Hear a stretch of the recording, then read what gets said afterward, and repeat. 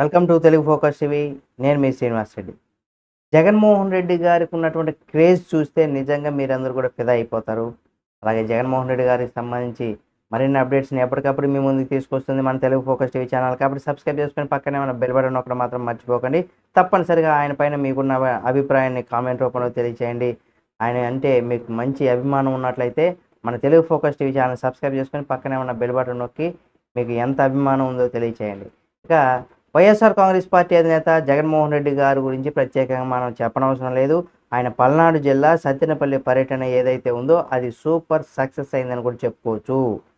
సత్తెనపల్లి నియోజకవర్గంలోని రెంటపాలలో వైసీపీ నేత అలాగే నాగేశ్వరరావు విగ్రహాన్ని కూడా జగన్మోహన్ రెడ్డి గారు ఆవిష్కరించారు. బాధిత కుటుంబాన్ని కూడా పరామర్శించారు. అయితే జగన్మోహన్ రెడ్డి పర్యటనలో పోలీస్ శాఖ ఆంక్షలు విధించింది. పరిమితమైనటువంటి సంఖ్యలోనే వెళ్లాలని కూడా సూచించింది. కానీ వైఎస్ఆర్ కాంగ్రెస్ పార్టీ శ్రేణులు భారీగా తరలివచ్చారు. రోడ్డుకు ఇరువైపులా భారీగా బారులు తీరారు. జగన్ రాక నేపథ్యంలో రెంటపాళ్ళ జనసంద్రంగా మారిపోయింది అని కూడా చెప్పుకోవచ్చు.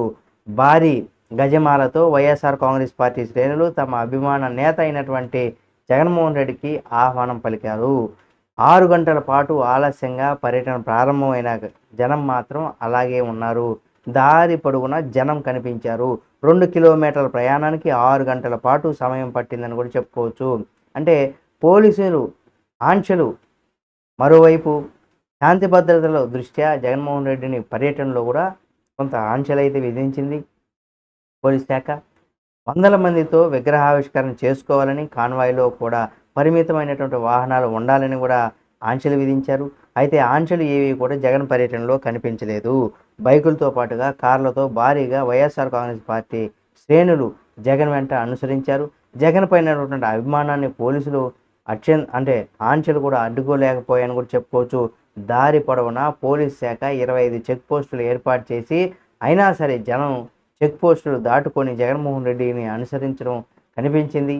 చెక్ పోస్టులు దాటుకున్న తర్వాత ఇక్కడ సత్తెనపల్లి నుంచి కూడా రెంటపాళ్ళ వరకు కూడా ఎటు చూసినా జనసంద్రమే కనిపించింది. ఒక సముద్రంలాగా కనిపించిందని చెప్పుకోవచ్చు. అంతకుముందు భారీ బైక్ ర్యాలీ కూడా పోలీసులు అడ్డుకున్నారు. ఇటువంటి తరుణంలో మాజీ మంత్రి అంబటి రాంబాబు పోలీసులతో కూడా వాగ్వాదానికి దిగారు.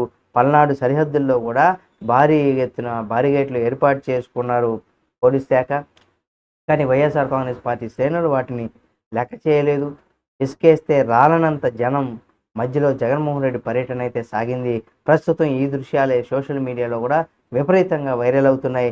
దీంతో వైఎస్ఆర్ కాంగ్రెస్ పార్టీ శ్రేణులు కూడా ఫుల్ జోష్ మీద ఉన్నారు. ఈ వీడియోను చూపించి బాగా ట్రోల్స్ కూడా చేస్తున్నారు అటు కూటమి ప్రభుత్వానికి కూడా. ఇక రానున్న రోజుల్లో అధికారం తమదే అన్న ధీమాను కూడా పార్టీ శ్రేణులు వ్యక్తం చేస్తున్నారు. చూద్దాం ఏం జరుగుతుంది ఏమనేది కూడా.